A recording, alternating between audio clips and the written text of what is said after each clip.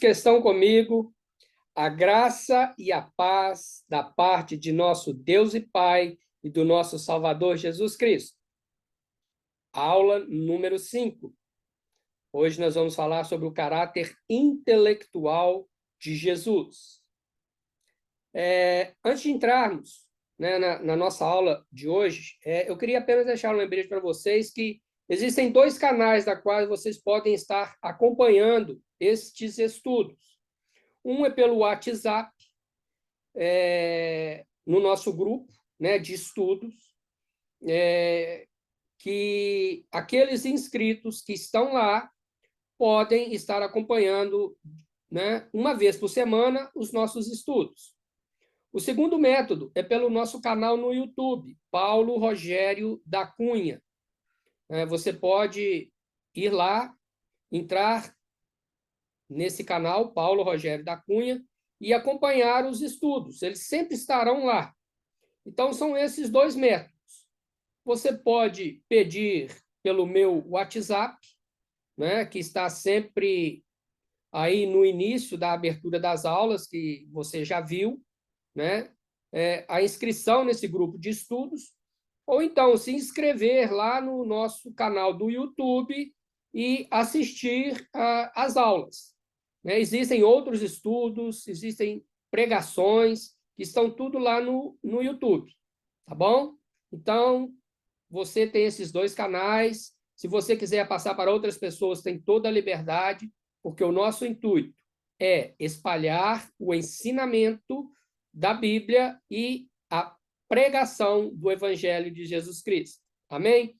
Então, vamos lá, sem perda de tempo. Pastor Paulo Rogério da Cunha, falando diretamente de Belo Horizonte, Minas Gerais, Brasil. Aula número 5. O caráter intelectual de Jesus Cristo.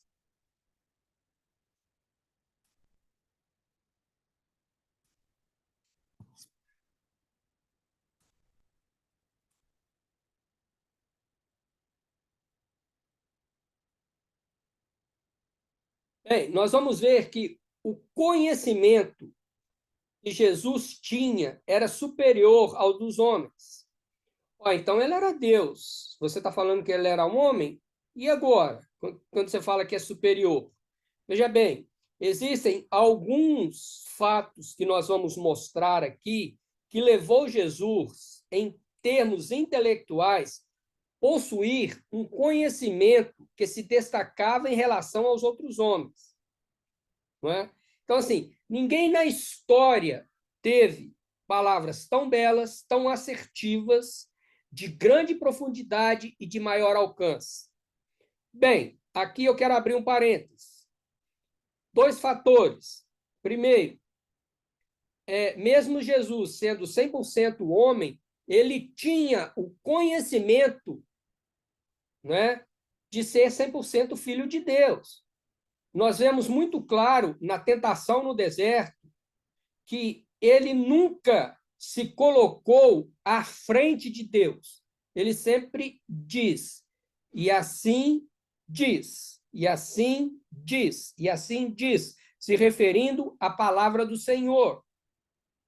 E assim diz, nem só de pão viverá o homem, não tentarás o Senhor teu Deus. Assim diz, ele citava, né, ao diabo ali naquela tentação que ele estava sofrendo, ele citava, né, aquilo que Deus tinha ensinado, aquilo que ele tinha presenciado, aquilo que, quando ele era 100% Deus, né, tinha essa natureza divina, ainda não tinha chegado à Terra, ele tinha presenciado.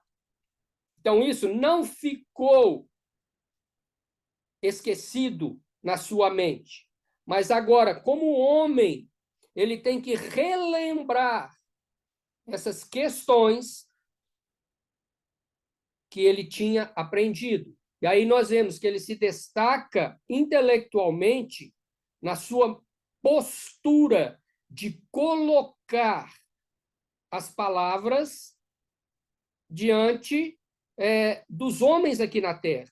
E é uma postura humana. Não é? Então, quando falamos de Nicodemos, falamos dos doutores da lei, falamos da sua organização, não é? E as suas diversas parábolas que ele fala, ele as coloca de uma forma entendível ao homem e com palavras humanas, porém com um conhecimento profundo, tá? De Deus. Então, quando a gente fala que o seu conhecimento era superior aos homens, é justamente isso. Aquela questão lá que nós estudamos da hipostática, em que em um só ser existiam duas naturezas, a divina e a humana, se mostra aqui na intelectualidade de Jesus, né? No seu posicionamento, né? Nas suas discussões, discussões não briga, mas discussões sobre questões da Bíblia, questões do Deus, questões, né, da lei. Não vou nem dizer Bíblia, porque a Bíblia não estava completa, mas questões da lei, e questões até do seu ministério, e questões daquilo que ele veio fazer aqui. Isso fica claro nas suas parábolas. Nas suas parábolas, Jesus deixa claro que ele veio a esse mundo pregar o seu reino, mostrar que ele era o Messias que aquele povo de Israel esperava. Dar exemplos entendíveis de como ter um relacionamento com Deus. Isso ele se mostrou diante da sua intelectualidade. Ele mostrou através da sua inteligência emocional adquirida, seja da sua parte divina e seja da sua parte humana. Ok? Então, nós vemos que no encontro com Nicodemos, nós não vamos ler esse texto, onde ele diz lá, Nicodemos, importa nascer de novo. É uma frase forte diante de um homem de autoconhecimento e de autorrespeito dentro da hierarquia judaica. E Nicodemos, mesmo tendo também essa intelectualidade, esse conhecimento, ele não entendeu. Ele falou, mas como eu vou voltar ao ventre da minha mãe? Não é? Mas Jesus, nessa discussão com Nicodemos, nessa conversa com Nicodemos, ele mostra, não é, que Nicodemos devia pensar mais longe, ou como hoje, né, é um termo muito comum, ele devia pensar fora da caixa, em que havia muito mais coisas envolvidas entre Deus e os homens do que o seu conhecimento. O seu conhecimento, que eu digo, o conhecimento de Nicodemos, não é? Porque ele era um dos principais dos judeus, quer dizer, Nicodemos estava no meio da casta judaica, estava no meio da alta sociedade religiosa de Israel.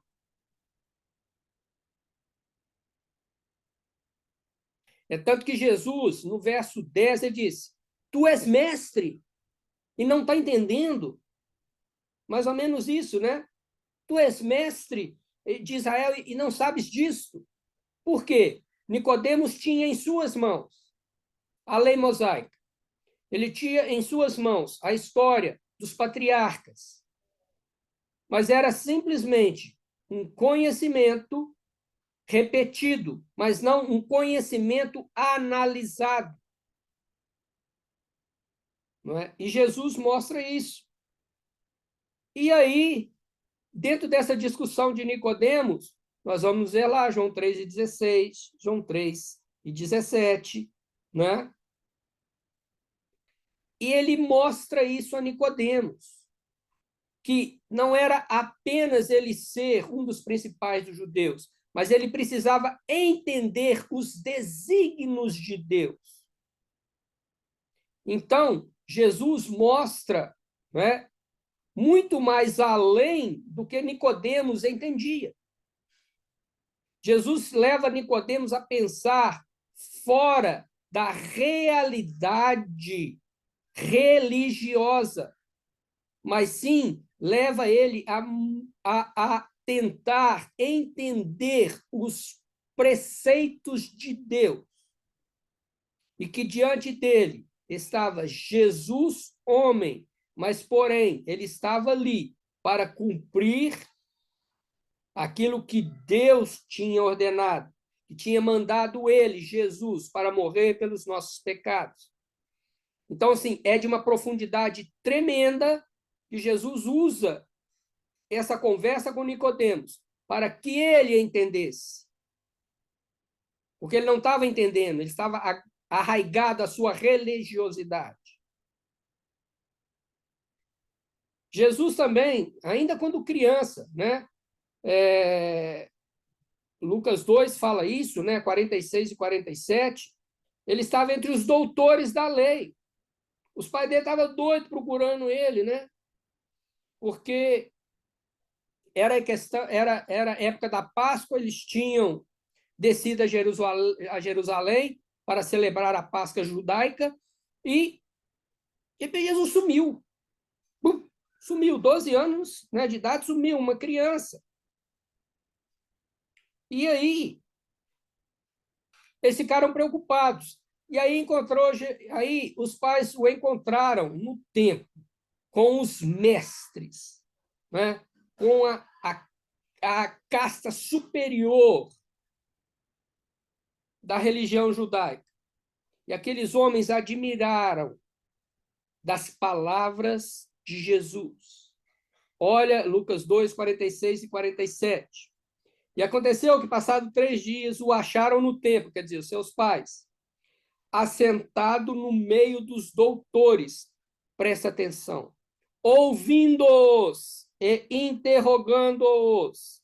E todos os que o ouviam admiravam a sua inteligência e respostas. Essa inteligência é uma inteligência humana, porque se fosse divina, não seria uma discussão, mas partiria uma ordem. Assim diz o Senhor. E, com certeza, esse seria o argumento de Jesus, Deus. O argumento de Jesus, homem, é ouvindo-os. Coisa que, às vezes, nós, líderes, que achamos que somos muito intelectuais e sabemos muito da Bíblia, não praticamos. Não praticamos o ouvir. Nós queremos responder no meio, né? Nós queremos dar a resposta no meio de enquanto o outro está falando, porque eu já tenho a resposta pronta sem saber o que o outro ainda vai falar e o que o outro quer saber. Mas eu, diante do meu conhecimento, eu já tenho a minha posição. E, às vezes, muitas vezes, nós quebramos a nossa cara, porque interrompemos, não damos a chance do outro falar. E, às vezes, chega no final, o que ele queria falar não era nada. Então, às vezes, nós não temos a humildade de ouvir, mas nós queremos ter as respostas prontas. E o maior perigo para a liderança é ter respostas prontas antes de ouvir o que o outro está falando. Então, Jesus ouvia, ele esperava, ele tinha a educação de esperar o outro acabar. E a partir do que o outro acabava de falar, ele os interrogava. Em cima do que o outro tinha falado, ele jogava as interrogações sobre. E aí? Vocês realmente conhecem o Deus vivo? Vocês conhecem aquilo que está escrito na lei mosaica? Aquilo que foi falado pelos profetas, que viria um homem para salvar não somente a nação de Israel, mas salvar o mundo. Ouçamos mais e falemos menos. Porque, às vezes, através do ouvir o outro, nós já temos a resposta que precisamos de dar, e não a resposta que eu quero dar. Tomemos atenção com isso. principalmente líderes, pastores, homens que estão à frente de trabalhos. Aqui nós vemos a inteligência de Jesus. E quando falo inteligência, é humana, porque se fosse de Deus, seria sabedoria divina. E não seria um diálogo, mas seria a partir de disse o Senhor a fulano, disse o Senhor a ciclano, disse o Senhor a beltrano. Aí, a partir do que disse o Senhor, vinha o seu servo e questionava, ou vinha o seu servo e reconhecia, e louvava e adorava, mas em cima daquilo que já tinha sido dito. Assim nós vemos no Antigo Testamento. Vemos a organização de Jesus na multiplicação dos pães. Como ele se posicionou intelectualmente para distribuir aqueles pães perante aquela grande multidão. Como ter, não é? 5.000 homens reunidos com fome, não é? E 5 pães e 2 peixes. Jesus sabia. Mas antes de fazer a multiplicação desses pães e a multiplicação dos peixes, ele organizou esses 5.000 homens para que, na hora da distribuição, fosse feita uma distribuição igualitária, que todos comessem, se saciassem da mesma forma, na quantidade em que eles, né, aguentariam comer aquilo. E não houve confusão. Isso chama-se inteligência emocional. Isso chama-se visão. Isso se chama organização. Então, nós aprendemos com Jesus. Não precisamos de coaches nas nossas igrejas ensinando o que devemos fazer ou não fazer. A Bíblia nos ensina. Para de dar atenção a essas coisas que não têm nenhum sentido, de homens que às vezes não têm nem conhecimento material, humano, e ficam falando, me desculpe, essas baboseiras na igreja se dizendo coaches. O principal coach da Bíblia chama-se Jesus. Busque a palavra de Deus e você saberá conduzir as ovelhas do seu rebanho. Olha o que Jesus fala em Lucas 9,14.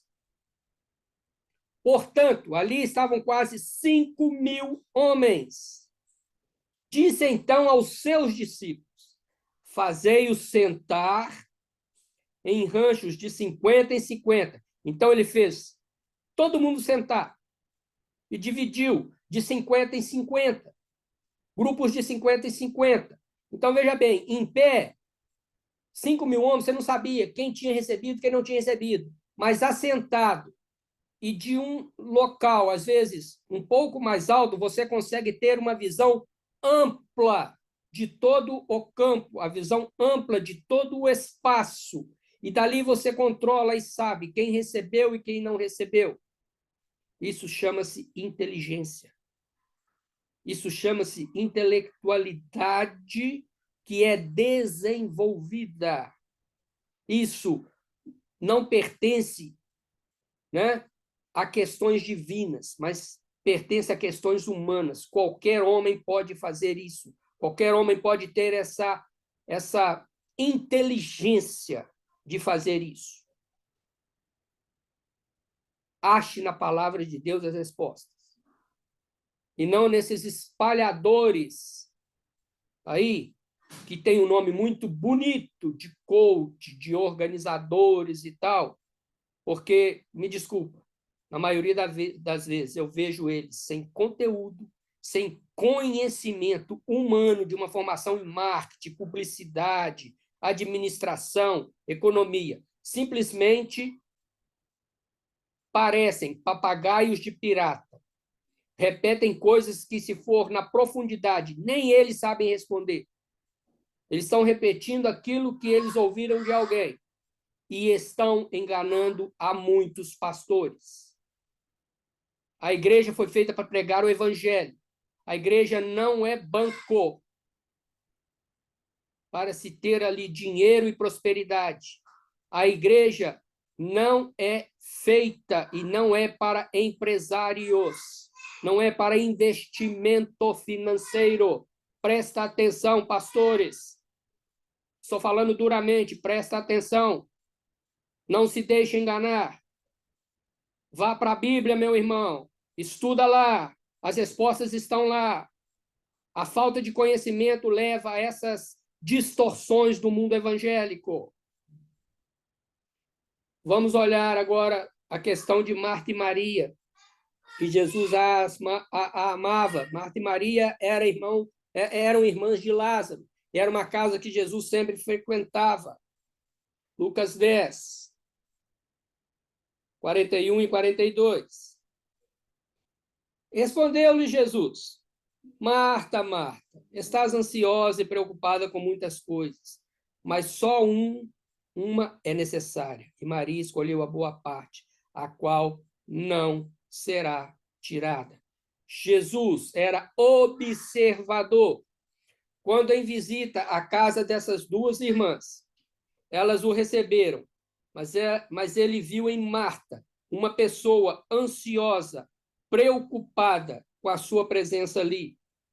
Não no sentido negativo, mas em oferecer o melhor. A sua intenção era boa, mas aquilo estava lhe perturbando, porque ela estava, vamos dizer assim, fazendo tudo enquanto Maria estava sentada aos pés de Jesus e ouvia o que ele falava. Até o momento em que Marta meio que estourou. Não é? Por quê? Ansiedade alta, preocupação mais alta ainda. Ele falou: Senhor, não se ditar que a minha irmã me deixe servir só. Diz a ela, né? Diz a Maria que ela venha me ajudar. Eu estou fazendo tudo sozinha, eu estou aqui para lá e para cá. Aí Jesus falou: Marta, acalma, acalma. Eu estou observando, eu estou vendo, eu estou ouvindo através do que você está falando, que você está ansiosa, você está preocupada. Você não precisa de estar assim, Marta. Vem cá, faz como Maria, senta aqui, ó, perto de mim. Ouve o que eu estou falando.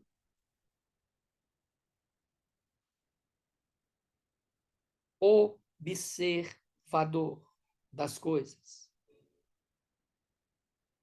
Inteligência emocional.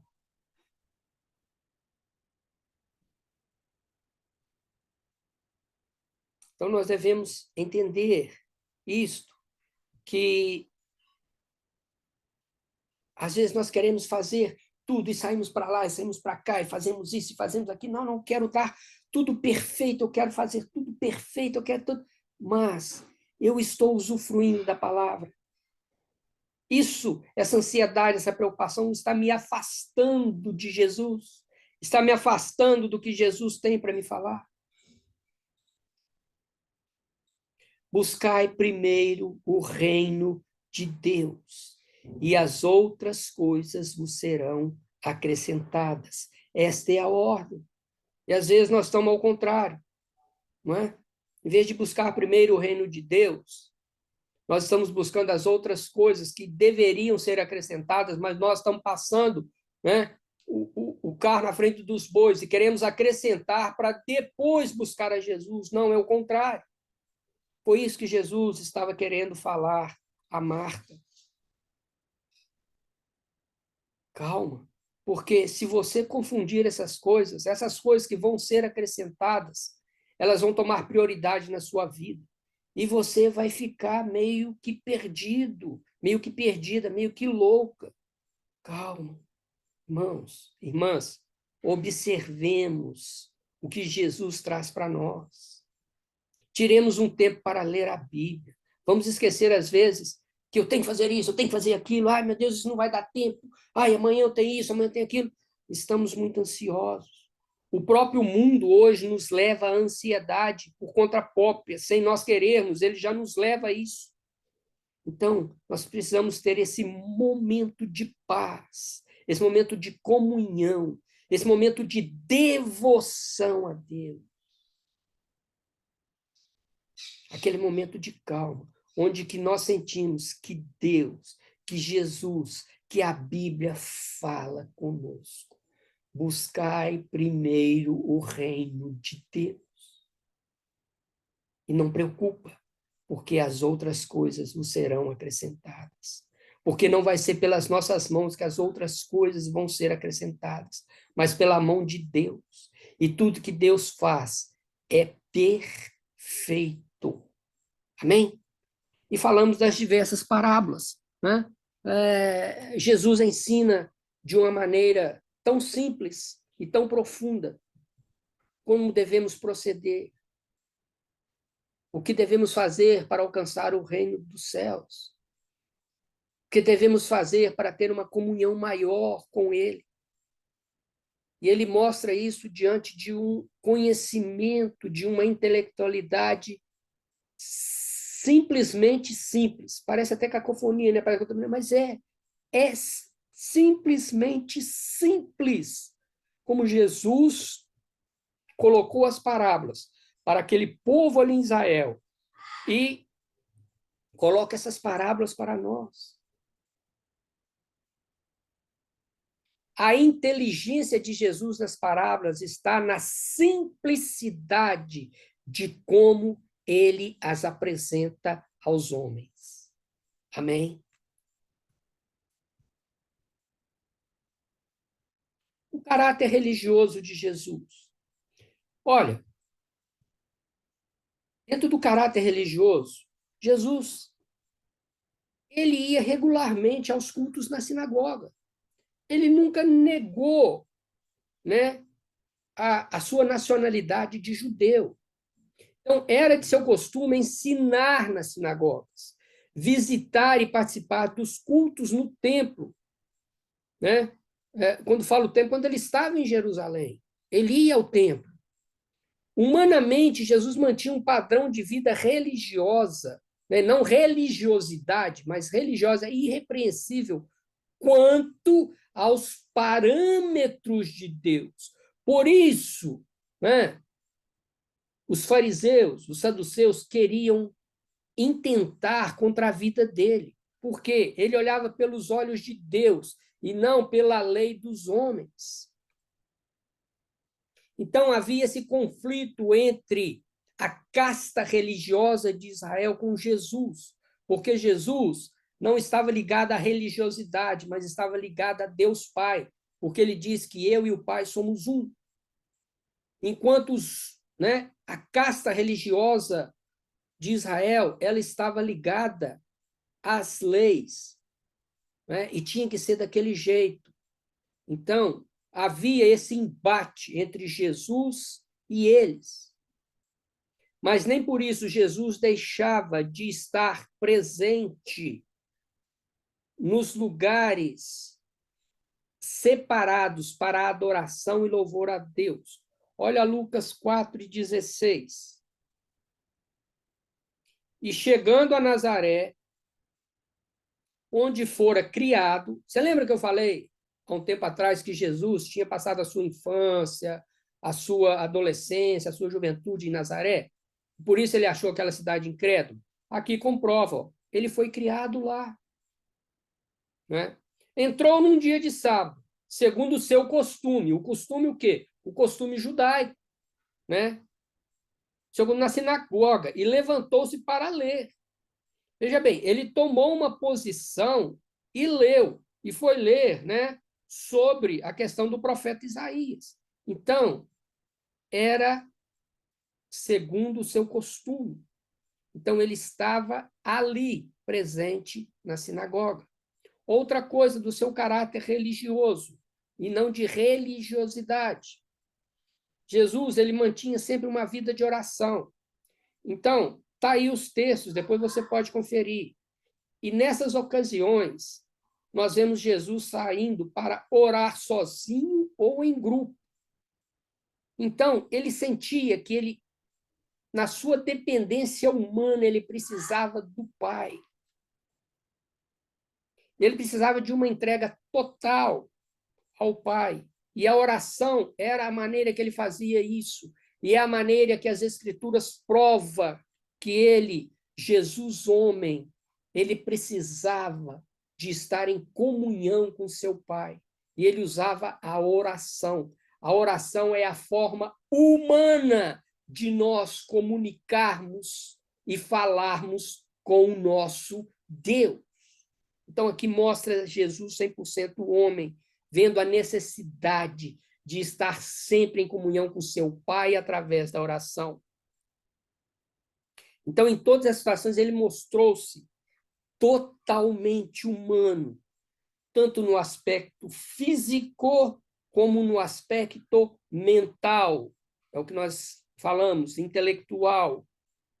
Não havia para os autores, né, do Novo Testamento que Jesus era plenamente humano. O que não havia para os autores do Novo Jesus? Jesus era plenamente humano. Por quê? Porque ele se mostrava humano, mas os autores do Novo Testamento viam nele essa parte divina, seja ela intelectual ou seja ela mesmo física.